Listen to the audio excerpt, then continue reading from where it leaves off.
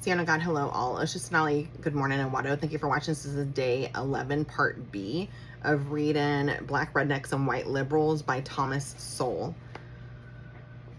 Even after Lincoln issued the Emancipation Proclamation, the abolitionist movement split on whether to support him for re-election. Some abolitionists even criticized Frederick Douglass for purchasing his legal freedom rather than continue to be in danger as a fugitive slave, because paying compensation for one's freedom was taken as a legitimization of slavery. What? Okay, so like, wouldn't you just be cool with the fact that he was free, right? Doesn't matter how he became free, but he's free, right?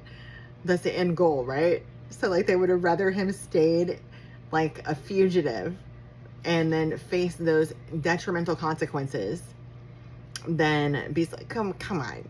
You know what I mean? Like, make it make sense. It was the abolitionist doctrinaire stances and heedless disregard of consequences, both of their policy and their rhetoric, which marginalized them, even in the North and even among those who were seeking to find ways to phase out the institution of slavery, so as to free those being held in bondage without unleashing a war between the states or a war between the races. Garrison could say, end quote, "The question of expedience has nothing to do with that of right," end quote, which is true in the abstract, but irrelevant in a world where consequences matter. Too often, the abolitionists were intolerant of those seeking the same goal of ending slavery, when those others, including Lincoln, proceeded in ways that took account of the inescapable constraints of the times, instead of being oblivious to context and constraints. While the dilemmas created by slavery were particularly acute in the United States, similar considerations applied in some other Western societies.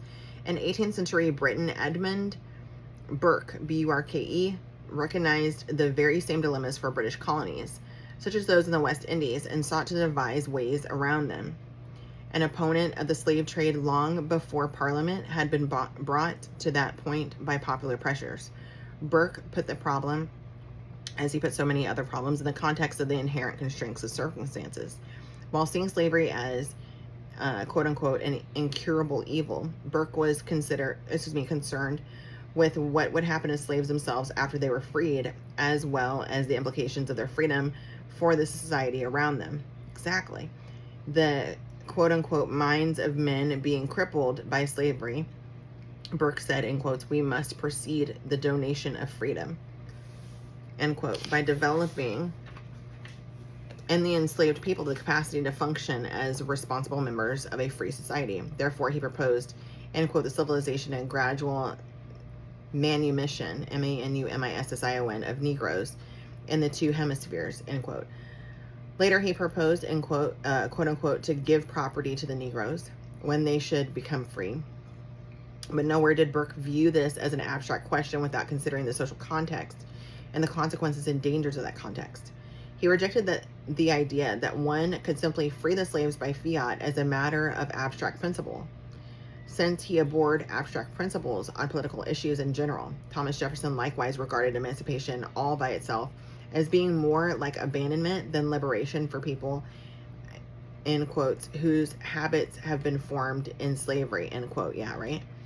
When Edmund Burke set forth his particular proposal to a colleague, he warned, "Its whole value, in parentheses, if it has any, in close parentheses, is the coherence and mutual dependency of parts in the scheme. Separately, they can be of little or no use." Burke's approach to slavery, as to other issues, was in terms of the actual context and the constraints implied by that context, not abstract principles. As he said on another issue, "I do not enter into these metaphysical distinctions. I hate the very sound of them." In America, John Randolph of Roanoke, R-O-A-N-O-K-E, and that should be in Virginia, took a similar position, in quotes, "I am not going to discuss the abstract question of liberty or slavery or any other abstract question," end quote. Today, slavery is too often discussed as an abstract question, with an easy answer leading to sweeping condemnations of those who did not reach that easy answer in their own time. In 19th century America especially, there was no alternative that was not traumatic, including both the continuation of slavery and the ending of it in the manner in which It was in fact ended by the Civil War at a cost of 1 life for every 6 freed slaves. Many problems can be made simple, but only by leaving out the complications, which those in the midst of these problems cannot so easily escape with a turn of a phrase, as those who look back on them in later centuries can. Even at the individual level, it was not always legally possible for a slave owner to simply set a slave free, for authorities had to approve in many states. When a motion was introduced into the Virginia House of Burgesses, Burgesses, in 1769 to allow slave owners to free their slaves unilaterally, a motion seconded by Thomas Jefferson, there was anger at such a suggestion, and the motion was roundly defeated.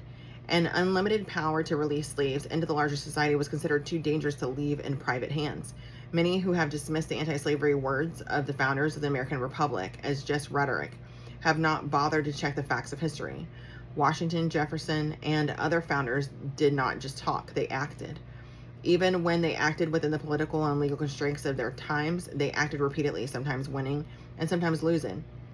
One of the early battles that was lost was Jefferson's first draft of the Declaration of Independence, which criticized King George III for having enslaved Africans and for overriding colonial Virginia's attempt to ban slavery.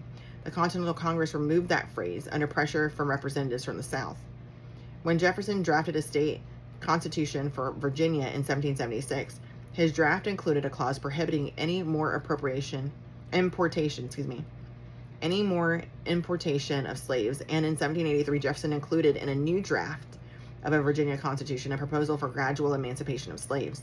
He was defeated in both these efforts.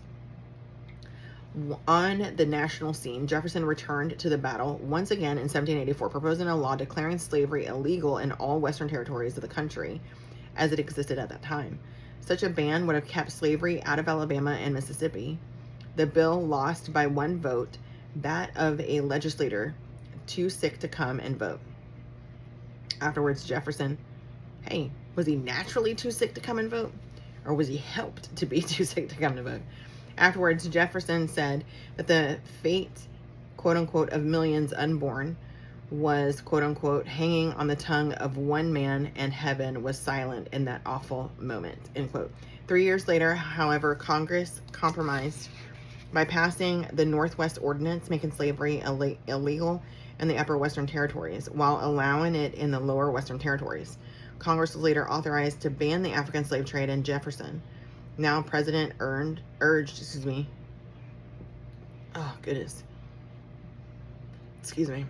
that they use that authority to stop Americans, end quote, from all further participation in those violations of human rights which has been so long continued on the unoffending inhabitants of Africa, end quote. Congress followed his urging. As a historian summarized the actions of these early leaders, if the founding fathers had done none of this, if slavery had continued in the North and expanded in the Northwest, if millions of Africans had been imported to strengthen slavery in the Deep South, to consolidate it in New York and Illinois, to spread it to Kansas, and to keep it in the border South, if no free black population had developed in Delaware and Maryland, if no apology for slavery had left Southerners on shaking moral grounds, if, in short, Jefferson and his contemporaries had lifted nary a finger, N-A-R-Y, everything would have been different. In short, the ideology of the American Revolution was not just words. Those ideas were not wholly without effect, even in the South during the years immediately following creation of the United States. For a number of Southern states eased legal restrictions on private manumissions during that era, and many blacks were freed voluntarily. As a leading historian of slavery in the United States noted, in quotes, manumissions were in fact so common in the deeds and wills of the men of 76 that the number of colored freemen in the South exceeded 35,000 in 1790 and was nearly doubled in each of the next 2 decades, end quote. Despite growing apprehensions in the South following the bloodbaths in Santo Domingo, even as late as 1832, the Virginia legislature considered a bill to abolish slavery, though it was defeated by a vote of just 73 to 58. Nevertheless, resistance to general emancipation was far stronger in the South than in the North. Moreover, that resistance grew more intransigent, INTRANSIGENT, after the Nat Turner Rebellion, in 1831 and the rise of militant abolitionism in the North, exemplified by the founding of William Lloyd Garrison's fiery newspaper, the Liberator, that same year. Even the right of private manumission began to be severely restricted after the rise of the Northern abolitionist movement. The free black population, which had been growing faster than the slave population in decades of large-scale private manumissions, immediately following the American Revolution, now grew much more slowly than the slave population in decades leading up to Civil War. Southerners, with a variety of views on the slavery issue, were bitter against Northern abolitionists, who were seen as imposing dangers on the South that the distant abolitionists themselves would never have to face. Out of this bitterness came a sectionalism and intolerance in the South that led, especially from the 1830s on, to suppression of criticisms of slavery in the region, including restrictions on academic freedom and freedom of the press, state censorship of the U.S. mails, and a campaign to stop sending Southern young men to Northern colleges. Ultimately, such fears, bitterness, and sectionalism led to secession and the ensuing Civil War. Before things reached that point, however, there were many efforts, both individual and collective, in early 19th century America to find some way out of the dilemma in which many felt themselves trapped by decisions made before they were born. Indeed, decisions made before there was a United States. In colonial times, the colony of Georgia, for example, had tried to ban the indoctrination of slavery there, but was overruled in London. Oh, get the heck out. Quakers in colonial Pennsylvania had tried to put a high tax on the importation of slaves into that state, but this too was overruled by the British government. The fact that 19th century public opinion in both Britain and America was very different from what it had been 2 centuries earlier did not mean that either country could simply wipe the slate clean and escape the consequences of what had already been done in earlier times. Some Americans, including Washington, Jefferson, Jackson, and Lincoln, sought a way out of the painful dilemma by sending free slaves, quote unquote, back to Africa. However, by the time this idea became widespread, most of the slaves in the United States had never seen Africa, and neither had their grandparents. They spoke no African languages and had no idea where their forebears had originated, or on a continent more than twice the size of Europe, and one where local and tribal origins were and still are crucial to one's acceptance or even toleration by other Africans. One concrete result of the Back to Africa movement was the establishment of the colony of Liberia on the West African coast, to which freed American blacks were sent during the administration of James Monroe, for whom they named their capital Monrovia. What? These first settlers were decimated by African diseases to which they no longer had biological resistance, which was just one of the problems of trying to undo the past. More fundamentally, the numbers that could realistically be transported to Africa for resettlement was less than the natural increase of the black population of the United States. So this was a foredoomed hope. Nevertheless, have y'all heard of Monrovia? Like, I have not. This is the first time. I'm just like, what?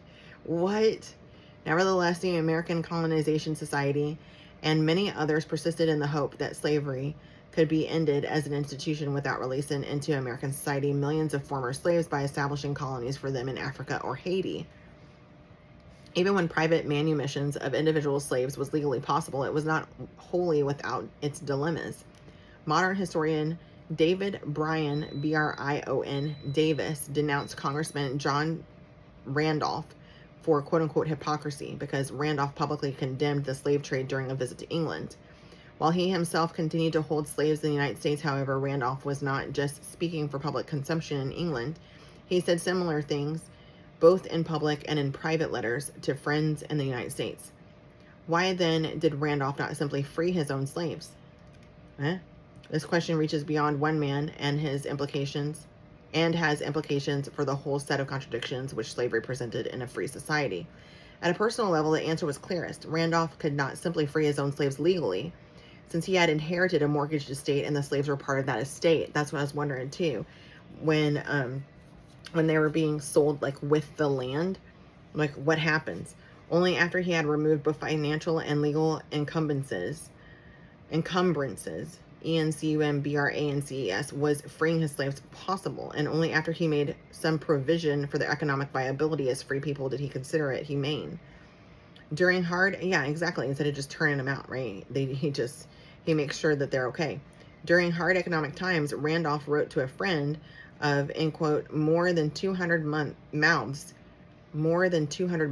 looking up to me for food, end quote. And though it would be, end quote, easy to rid myself of the burthen, BURTHEN, end quote, morally it would be, in quotes, more difficult to abandon them to the cruel fate to which our laws would consign them than to suffer with them, end quote. Thomas Jefferson likewise owned a plantation encumbered by debt, as did many other Southerners, so emancipation of all of Jefferson's slaves was never a real possibility, though he did manage to free 9 of them. And that's another thing, is like these big time people who had these huge plantations and whatnot, and then they were like, their name goes throughout history, right? Like, oh, and that person just would not get rid of his slaves and blah, blah. They had no idea. It's like playing a game of telephone, but they don't do the legwork to find out what it was. Because I believe that stuff too. I was like, what? They owned slaves and blah, blah, blah, until my dad started educating me on the fact that we were lied to about the situations, the treatment of, in a lot of cases, as well as the harboring of the slaves even after it was abolished and all that kind of stuff, and they should have been freed. There are legalities behind it, and I had no idea, right? Like, I also learned, and I wish my dad was still here on this side of heaven so that I could give him this book. He would have just ate it all up, right? And he would have learned a lot as well. Like, I had no idea that they were being, because I knew that they were property, yes, I get it, but I had no idea that they could be attached to the land, kind of like how you do now when you plan an estate or whatever, and you say like, you can't sell this for 100 years and all the property that goes with it, or something like that, right? How do you get out of that, right? That's a legal binding thing, y'all. Anyway, let's see. And like people who gave a dang, they didn't want to just turn their people out. They wanted to make sure they were okay, and they were fed, and they had land, and they had a way to like make a living for themselves and stuff. You know what I'm saying? So that they wouldn't be in poverty and everything. And a lot of people just ended up parceling out their land, by the way. I'm not sure if you know. And they would parcel the land out that the slaves already worked and stuff. They were familiar with it. They would parcel it out to them so that they could then continue to make money and stuff. And they would also give them a house on the property too and stuff like that. But we don't get told that in the daggum school systems, do we? You know, or in TV shows or movies, because that's not the stuff that fuels the divide, right? Or brings in the big bucks or whatever. Because I'm pretty sure Roots, like they grossed like so over much, and then they were also syndicated on TV and stuff. All right, so I lost my spot, so hang on.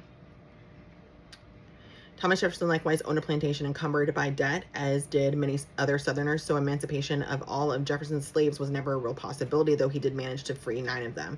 Like Burke and Randolph, Burke, Jefferson did not see slavery as an abstract issue. He saw the heavy moral stigma of slavery, but also the social dangers to flesh and blood people. He wrote in a letter, "I can say with conscious truth that there is not a man on earth who would sacrifice more than I would to relieve us from this heavy reproach.